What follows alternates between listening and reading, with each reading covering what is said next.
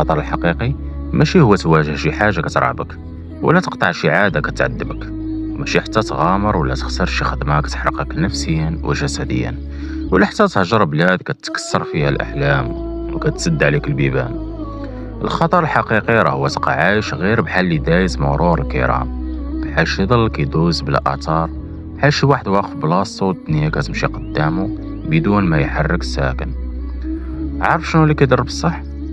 هو انك تحس حياتك كتبرد شويه بشويه، كيف الجمر اللي كينطفي ببطء، وتبقى مكتف وسط داك الروتين اللي كيسرق منك العمر نهار بنهار.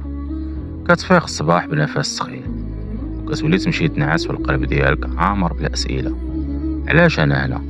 علاش ما كنقدرش نبدل حياتي؟ وكل نهار جديد كيزيد فيك شعور العجز والخيبه، بحال شي وزن ثقيل على القلب ديالك. الخطر هو انك تبقى عايش دور الضحيه، ديما كتلوم الظروف، الناس، الدنيا، بحال شي واحد غارق في بحر المشاكل وكيتسنى شي حد يجي يخرجو منه.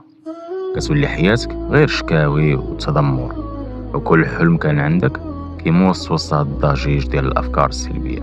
عارف هاد الاحساس اللي كتكون فيه في ديك البلاصه اللي كتشعر فيها بالامان، ديك منطقه الراحه اللي كيقولوا عليها راه هي اكبر فخ ممكن توقع فيه.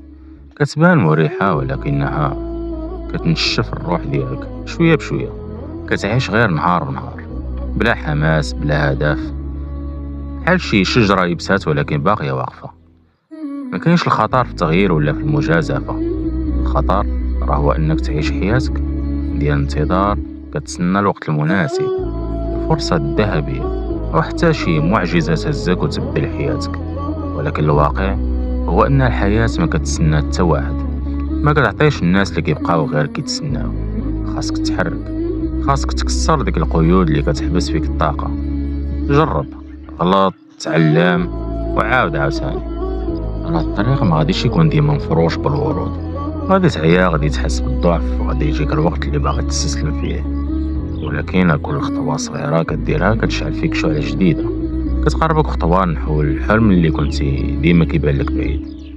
وحتى الا وصلتي وانت محلوك ومحروق ودايز من تجارب صعيبه، راه ديك اللحظه اللي غادي تشوف فيها النور، غادي تعرف ان كل تعب وكل دمعه كانوا كيسواو لذة الوصول.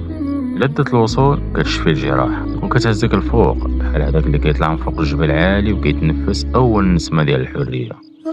ما تخليش الخوف يشدك، ما تخليش السكون يديرك بحال شي حجره وسط الواد. غامر، احلم، وخا الحلم يبان مجنون، ما دمتي انك تحاول راه ما عمرك ما غادي تكون في خطر حقيقي.